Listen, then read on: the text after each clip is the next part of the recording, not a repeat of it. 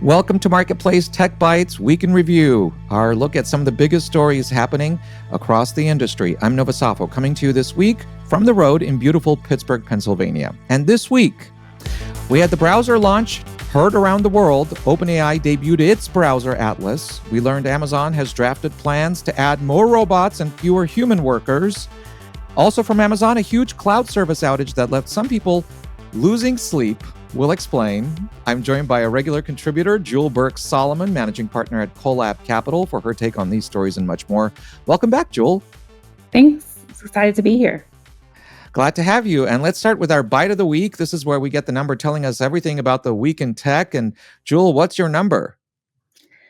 My number this week is 22 minutes and 16 seconds. And that is how long the video explaining and introducing OpenAI's new browser Atlas was, if you want to check that out. It's a time number, and I guess not one for brevity in terms of the reveal for this new browser. Let's talk about it. It's an AI-centric internet browser. It's limited in availability, but clearly going after Google's dominant Chrome browser.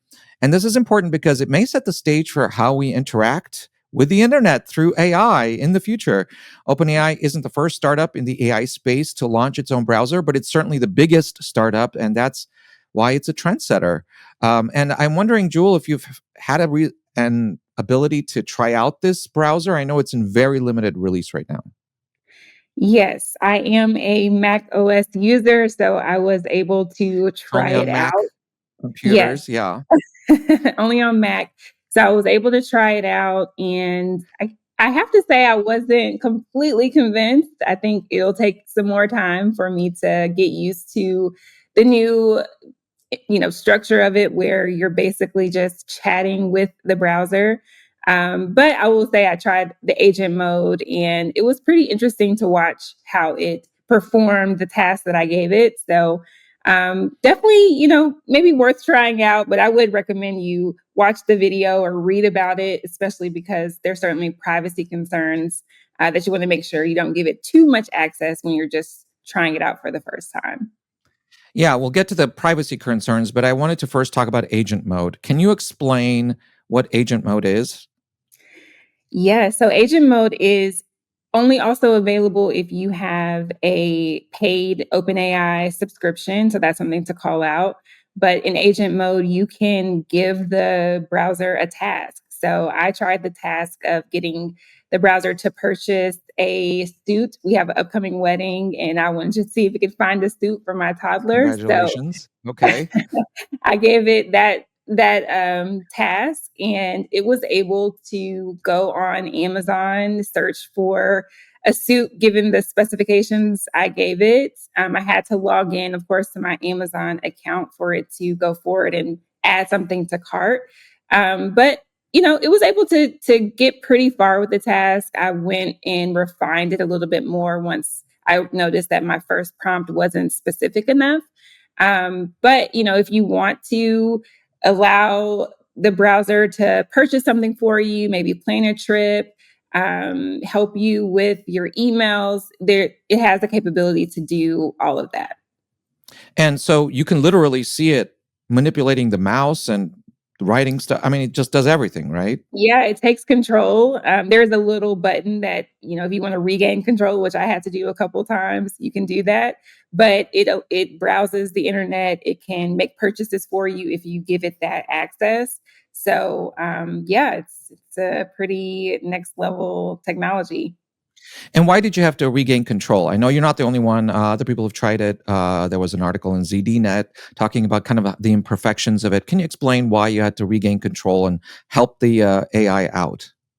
Yeah. So in my case, I was not logged into Amazon. So at one point I had to regain control to log into my Amazon account.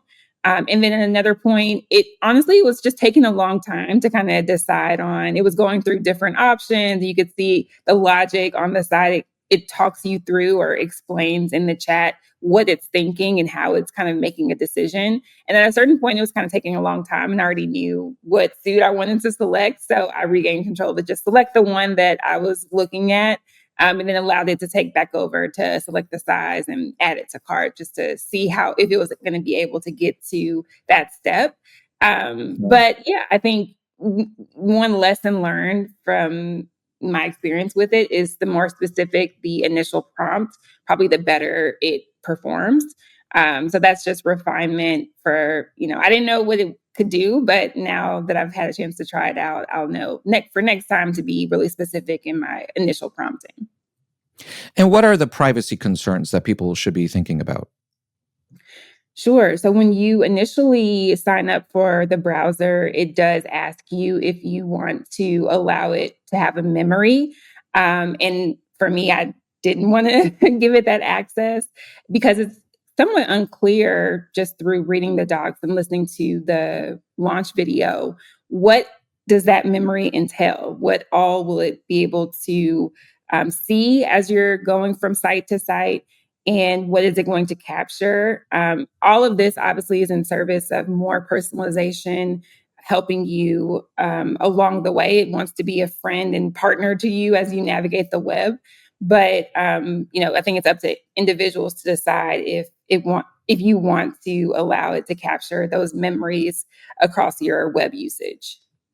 Yeah, there was an interesting Washington Post column talking about some of these kind of privacy concerns. It remembers, quote, facts and insights. This is from the Washington Post. It's not supposed to remember things like passwords and bank account numbers, and also health records. But there was a test done by an outside organization and found, in fact, it does kind of remember some things having to do with health, including names of doctors, which could be a serious data privacy issue. So there's still a lot of work to do, isn't there, to kind of perfect this? Yeah. We have to remember this is V1. So there's probably a great deal 1.0. of, yes, 1.0 is a great deal of work that still has to go in. And just, we don't know. They don't really express if they will sell data down the line or, how all of this information will be used. So I think it's prudent for all of us to make sure that we're reading the fine print before we go fully into this new browser. Yeah, and user beware as well, right? So yeah, let's move on to our next topic. And this is a story that came out of the New York Times. The New York Times came out with a story this week about what Amazon might potentially be planning with robots at its warehouses. Robot integration at the company, of course, is not new, but reporter Karen Weiss looked through troves of company documents that appeared to show a plan to build or retrofit new higher tech warehouses that use far more robots, potentially saving the company from having to hire, and this is a calculation the New York Times made, some 600,000 workers, people that they would have hired otherwise if these robots aren't developed. Amazon says the documents are incomplete, and it pointed out that it's about to hire 250,000 people, seasonal workers, for the holidays. But Jewel, this story, the potential impact of it, what would it mean for, there are so many communities out there, rural communities, communities in small towns all around this country where there are giant Amazon warehouses that is kind of the main employer or one of the main employers. What does it mean potentially for these communities if this Amazon plan comes to fruition? Yeah, I think there will be huge impacts for communities, especially the ones like you mentioned that are in more rural areas. There was a story in that same article that you cited that was based in Stone Mountain. One of the people that they interviewed was in Stone Mountain, Georgia, which is not too far from where I live in Atlanta. And they mentioned that they haven't yet done layoffs, but they are not really adding any new workers. And the plans indicate that they will be retrofitting that facility there. So there will be major impacts to communities, particularly where they have historically added a lot of workers, especially around the holidays. If these plans move forward and if these warehouses become more automated, as was indicated in that article. And Amazon does have a plan for automation, right? More automation. This is something that the company has been working towards very openly for quite a while, hasn't it? Yes, I think we can go back to 2012 when Amazon acquired a robotic company called Kiva. That was a huge acquisition and really changed the way that warehouses operated. And since then, they have continued to develop more and more automation and more robots. I think the number is now up to 1 million robots that are being used, and that will only continue to grow. So it's certainly something that, people who track Amazon and are interested in workforce broadly should certainly be watching how this development continues. I think people across this country who are in manufacturing towns or former manufacturing towns um, might have a lot to say about this, wouldn't they? I mean, to me, it's a striking parallel from what happened in many manufacturing plants that have become highly automated, robots doing most of the work, and humans kind of overseeing the robots. Yeah, it's a striking parallel. And, something that was also noted in that article was that Amazon will really shift how many corporations think about doing their automation in their warehouses, how they think about even upskilling folks so they can manage the robots, if you will. So I think there's already, parallels that we can draw to what's happened in the manufacturing industry, and we'll continue to see this movement across the tech industry as well. Yeah, I'm wondering about that because I mean, the New York Times said that according to those internal documents it viewed, you know, there could be 160,000 less people hired than otherwise would be by 2027 at Amazon. That's less than 2 years away. Yeah, So I'm just around wondering the if, corner. yeah, I mean, it's like right away. And I'm wondering if then we could see this kind of percolate throughout other areas of the high tech economy. I think we will. Amazon executives noted that a lot of these documents that were cited were unfinished or, not meant for public consumption, or maybe just created by one team. But I think as we're watching development, we can pretty much assume that this is going to happen, where there are going to be fewer jobs in these warehouses, given the claims and the desires to go towards 75%, in some cases, automation, and even the development of essentially fully automated warehouses. So we'll see it at Amazon, and we'll see it at other companies that have these huge sort of fulfillment and delivery operations. Yeah, I think to be fair to Amazon, another point they were making was we expect a lot more business in the next few years. We're going to grow, and this automation may not necessarily mean fewer overall employed people because we'll have more work for them to do, and automation may just mean that in some plants we may hire more people, other plants less people, and yeah, overall it's a more efficient way of running the business. I'm sure that's how they're viewing it. I think a lot of the estimations come from, the huge growth that we saw during the pandemic in online purchases and e-commerce. And I don't Mhm. know if we can make the same assumptions about what purchasing is going to look like in the future, especially given, changes in the economy. And if Amazon does lay off a ton of workers, then and that trend continues across industries, then the question becomes, who's going to be doing the purchasing if the Yeah. economy is is not in a good spot? So You do need um, workers for an economy to function, indeed. exactly. Yeah, all right. Well, let's move on to our next story and our final story. And that also originates from Amazon, believe it or not. Its cloud services division had an outage for much of Monday. Some airlines were affected, financial services companies, Lyft, Disney Plus, the list goes on. And the list gets weird because among the affected was 8 Sleep, which makes internet connected mattress toppers that regulate temperature, among other things. And users were complaining that they got woken up with beds that were too hot and they couldn't adjust those beds manually. And I had no idea there were internet connected beds out there regulating people's temperatures. Is this a lesson, Joel, about the risks of the Internet of Things and perhaps over engineering the Internet of Things? This is certainly a lesson. I think those folks that were, you know, at 2 a.m. feeling 80-degree temperatures in their bed, Mhm. I'm sure are going to think twice about, how connected should we really be?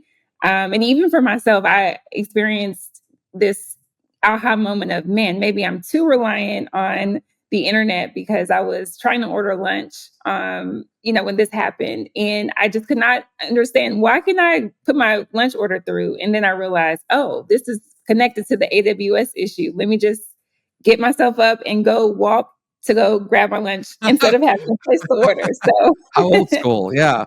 AWS, Amazon Web Services. And that's what went down, at least in one node. Do we have an idea of actually what happened? Has Amazon said specifically with detail what's going on?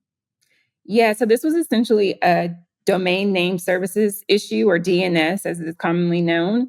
And DNS is important because it's essentially the internet phone book mechanism to direct web browsers to the right servers.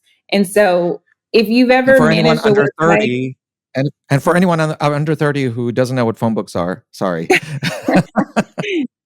those big yellow things that we used to have to Yeah, who to call and how to get their number. But yeah, exactly.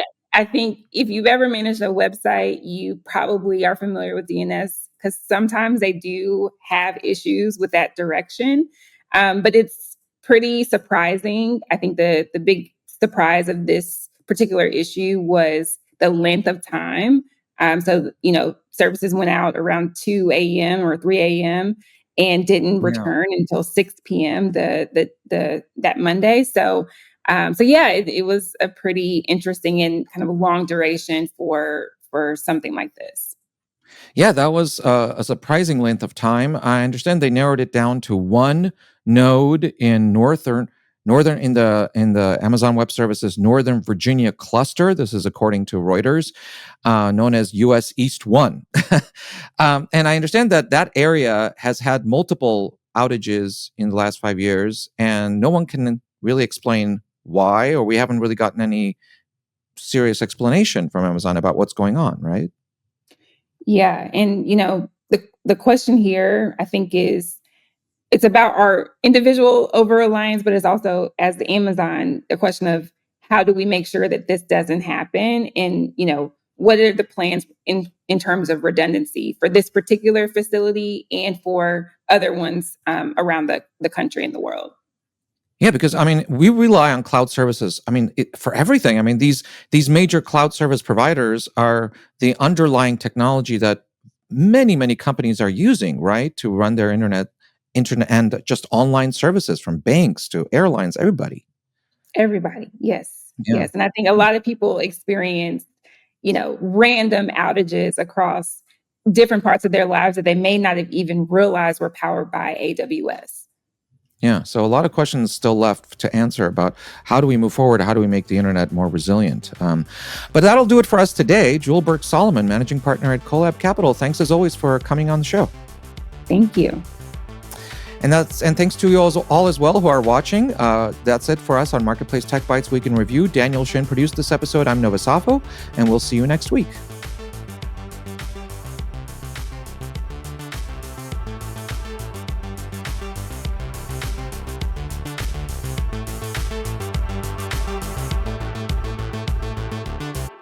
This is APM.